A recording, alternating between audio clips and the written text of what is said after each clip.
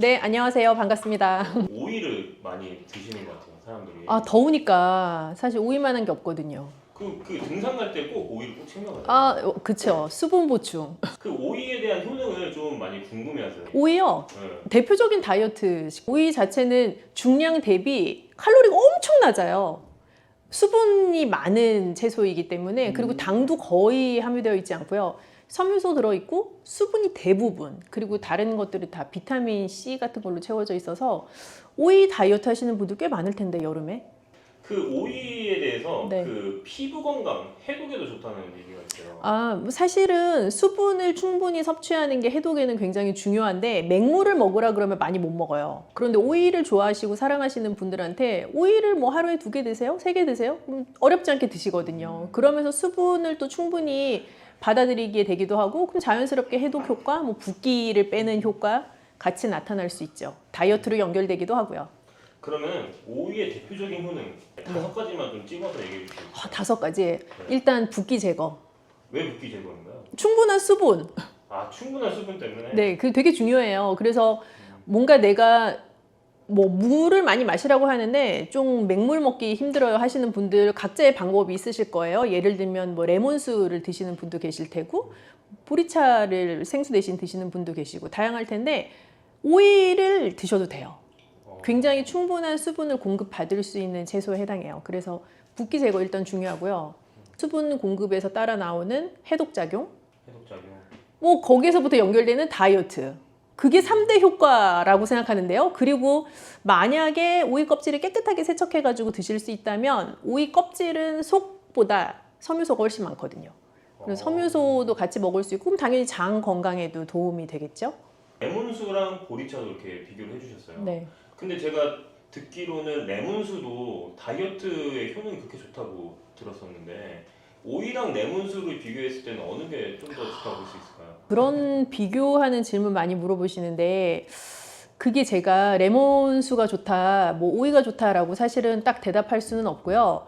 이거는 그렇게 생각하시면 돼요. 우리나라 사람들이 요즘 오이에 대해 불호인 분들이 많으세요, 꽤. 오이 안 드시는 분들은 뭐 토마토도 안 드시고 수박도 안 드시고 이제 그런 경우가 많은데, 오이 안 드시는 분들한테는 당연히 오이 먹으라 그래서 효과가 없겠죠? 그럼 본인의 방법을 찾는 거죠. 근데 나는 뭐 위장이 안 좋아, 위가 좀 예민하고 불편해 하시는 분들은 또 레몬수가 괜히 자극적일 수 있죠. 그래서 나한테 맞는 걸 찾아가시는 게 중요한 거죠. 좀 위장이 안 좋으신 분들은 그 레몬수 대신 오이로 다이어트를 하시는 게 좋고 네, 그렇게 생각하실 수 있죠. 예.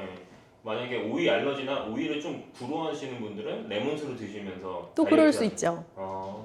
제가 듣기로는 그 체온 조절에도 도움이 된다고. 체온 조절이요. 근데 네. 보통 이제 여름에 막 덥고 무덥고, 아까 산에 가는 얘기도 하셨는데, 뭐 무더울 때 등산 가고 하면 굉장히 열이 빠르게 오른단 말이죠. 이제 그럴 때 예를 들어 이온 음료나 스포츠 음료 혹은 생수를 마셔서 내 몸의 체온을 급격하게 다운시키는 것보다는 오이처럼 약간 중화된 방법으로 체온을 조절하는 게 더 권장되기도 하거든요.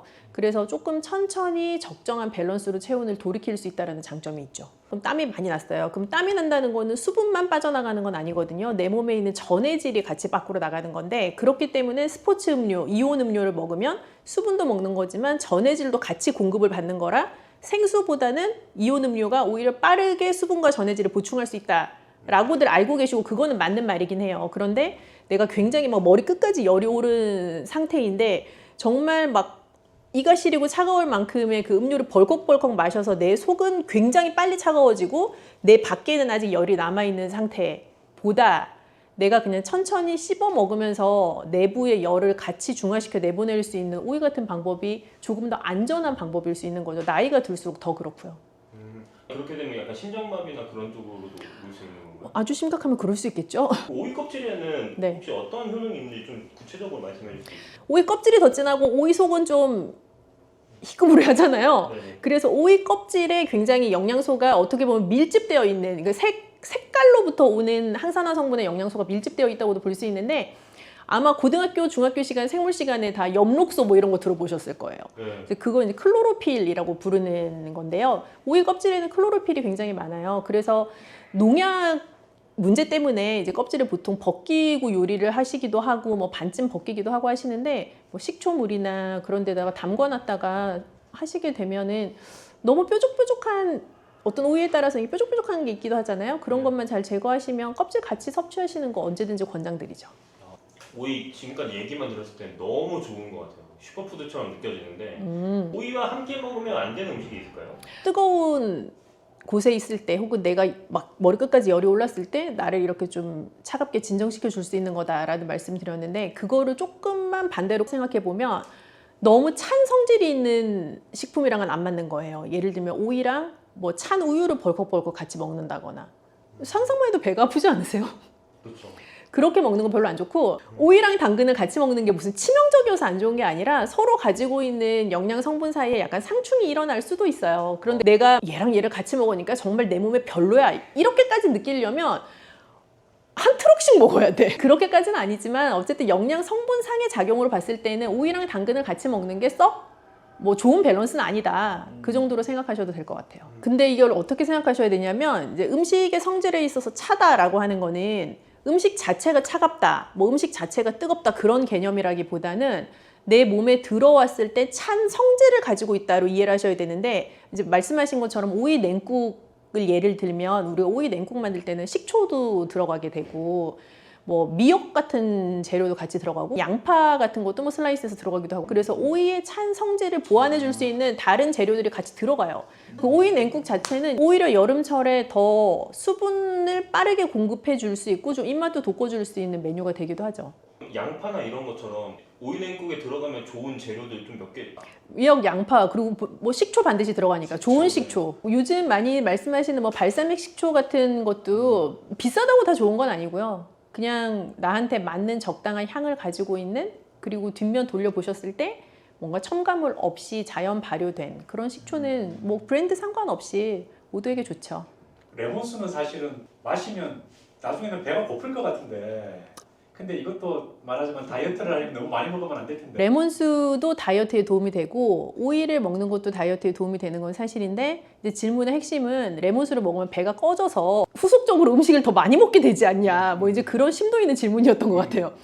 뭐 그럴 수도 있지만요. 사실 레몬에 들어있는 성분이 소화가 잘 되게 해주는 성분도 분명히 있지만 그 자체를 가지고 나의 식욕을 약간 저하시킬 수 있는 효과가 있기도 또 해요. 그래서 레몬을 먹고도 내가 위장이 좀 불편한 걸 느끼지 않고 위가 예민하게 느껴지지 않으시는 분들이라면 하루에 한 반 개 정도의 레몬을 이렇게 생수에다가 채워놓고 즙을 짜서 채워놓고 그거를 수시로 마시는 건 전 추천드리고 싶고 그러면 자연스럽게 레몬 안에 들어있던 강력한 비타민 C의 항산화 성분도 내가 섭취할 수 있기 때문에 뭐 꼭 소화가 잘 돼서 배가 고파진다? 물론 그런 부작용이 있을 수 있지만 그래도 레몬수의 엄청난 효과는 여전히 있다고 생각하고요.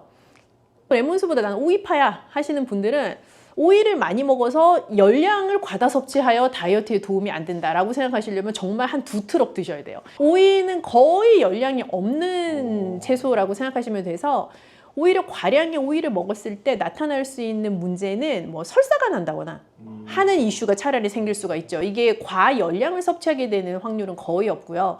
그래서 오이를 뭐 내가 하루에 몇 개까지 다이어트 할 때 먹어도 되냐? 그럼 제가 여기서 30개까지 드셔도 됩니다. 이렇게 말씀드릴 수는 없고 뭐 하루에 한 양심적으로 한 3개 정도까지 되지 않을까. 왜냐하면 사실 이제 나이가 들수록 나타나는 공통 문제 중에 하나가 변비거든요.